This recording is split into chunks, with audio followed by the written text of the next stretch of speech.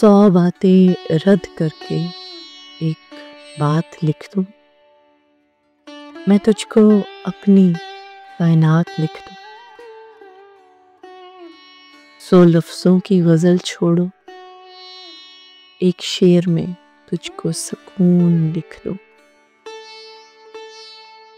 तो सितारों की चमक जो देखूं, तुझको यार महताब लिख दूं। मीम से मोहब्बत, सीन से सुकून, काफ से करार, तुझको आइन से इश्क लिख दूं। 100 बातें रद्द करके एक बात लिख दूं।